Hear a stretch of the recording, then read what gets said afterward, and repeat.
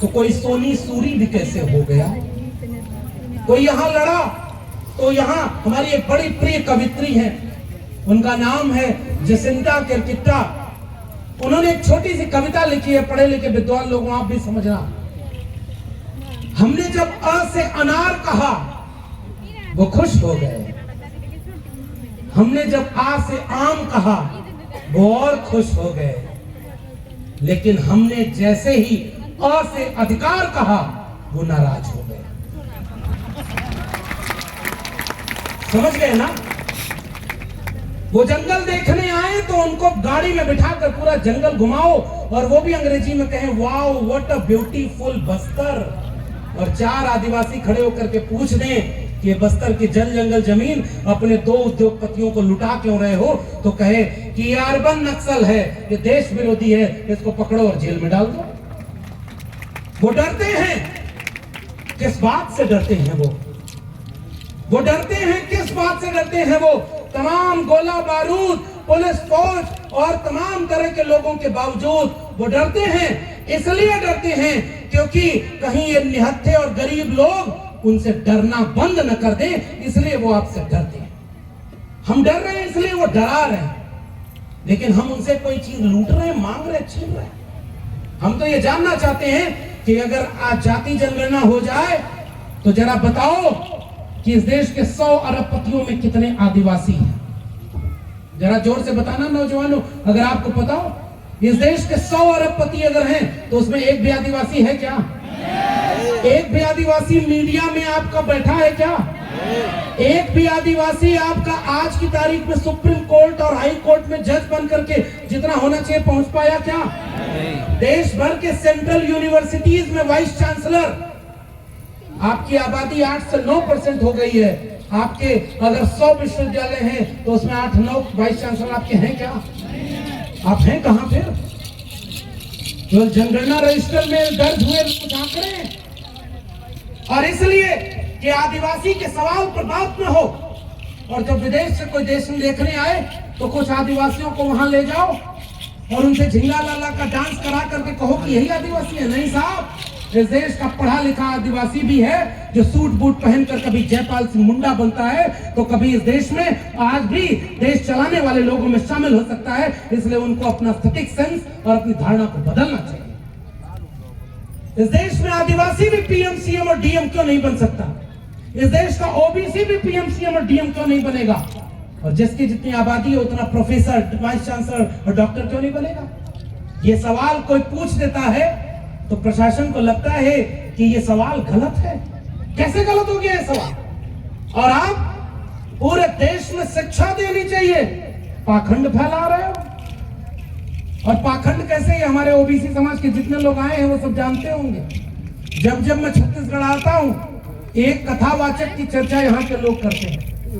कथावाचक जब आया छत्तीसगढ़ में तो एक आदमी ने हमें वीडियो दिखाया, वो आ करके ऐसे लाखों लोगों की कथा करता है जिसमें 90% हमारे लोग होते हैं, और कथा कहते हुए कहता है एक लोटा जल सभी समस्याओं का हल। बताओ, जो जल जंगल जमीन में हजारों साल से रह रहा है उसको नहीं आके बाहर से लोटे वाले जल से कह रहा है एक लोटा जल सभी समस्याओं का हल। उसका वीडियो हमने देखा, कह रहा था अगर आपका बच्चा स्कूल जाए, परीक्षा आ गई हो, अगर वो पास ना हो, लगे कि फेल हो जाएगा, तो जिस दिन परीक्षा देने जाए एक बेलपत्री उठाना, उस पर शहद लगाना और फला जगह लगाकर देख लेना, आपका बच्चा पास हो जाएगा। मैं उसी दिन कह के आया कि खबरदार रहना, ये निंजा टेक्निक परीक्षा पास होने की भारत के बाहर नहीं जानी चाहिए।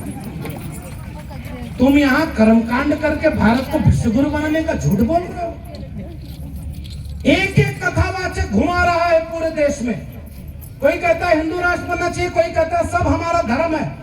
अरे हम भी तो कहना चाह रहे हैं कि आपके यहाँ जो पीली पगड़ी बांधी जाती है वो तो इस देश के ओबीसी की भी पगड़ी है। इस देश के ओबीसी भी पीला गमछा पहनते हैं, इस देश के आदिवासी भी पीला गमछा पहनते हैं। आप हमारे यहाँ उत्तर भारत आना, यहाँ यादव समाज के भी बहुत लोग हैं और तमाम समाज के लोग हैं। मैं उत्तर भारत से भी एक बात बताऊं कि हमारे यहाँ भी शादी में हल्दी में ऐसे ही चावल को लपेट करके उसको माथे पर लगा करके पूजा जाता है। जैसे आदिवासी पूजता है वैसे ओबीसी भी पूजता है। हम और आप दोनों प्रकृति पूजक रहे हैं, लेकिन हमारे लोगों को कोई बरगलाने के लिए बीच में आकर बैठ गया, बीच में बैठ गया। और वो बीच में आकर के बैठा और कहा कि हम तुम्हें बताएंगे कि तुम्हें ये पूजा करनी कैसे है। मैं तो खुश होता हूं कि आदिवासी सब जगह अपनी पूजा अपने से करता है, वही करना। एक आदमी गया और एक ओबीसी समाज जो पढ़ा लिखा थोड़ा जागरूक हो गया था, तो एक आदमी गया, कथा उथा कहाई, तो उसके बाद कहा कि जाओ बच्चा, मैं तुम्हें आशीर्वाद में स्वर्ग दे देता हूं, खुश रहना, अब हमारा दान दे दो। तो दान देने वाला कहा, जाओ बाबा, मैं तुम्हें दान में पूरा दिल्ली दे देता हूं। वो बोला कि दिल्ली तुम्हारे बाप की है जो मुझे दे रहा है। तो सामने से जवाब आया, स्वर्ग क्या तुम्हारे बाप का है जो सबको बांटे जा रहे हैं। अरे मैं नहीं कह रहा हूं भाई, ये तो आप सोशल मीडिया पर चल रहा है। जिस दिन कोई झूठ सच पकड़ ले उसी दिन उनकी दुकान बंद हो जाएगी।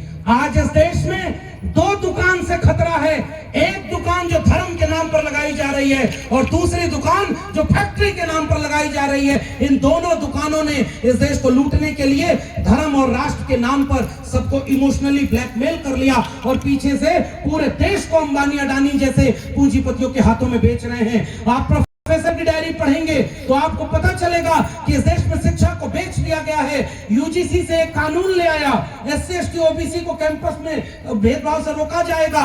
मुट्ठी भर लोगों ने देश में विरोध किया, सुप्रीम कोर्ट ने रोक दिया। मीडिया ने कहा कि ये बहुत अच्छा हो गया।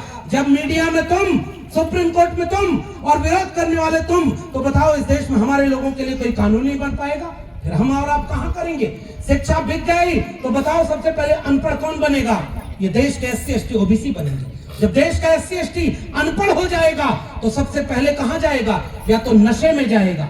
आप तो महुआ पीते थे तो लिमिट में पीते थे ताकि इलाज भी होता था, दवाई भी होती थी। अब वो जब फैक्ट्री से महुआ बना करके आपके घर घर पिलाएगा तो आपकी पीढ़ियां बर्बाद होंगी। इस बात को लिख के रख लीजिए। 1910 का भूमकाल का विद्रोह अगर उस महुआ बनाने के, आपकी आजादी को छीनने के खिलाफ भी हुआ था तो आज आपको वैसा विद्रोह करने की जरूरत नहीं।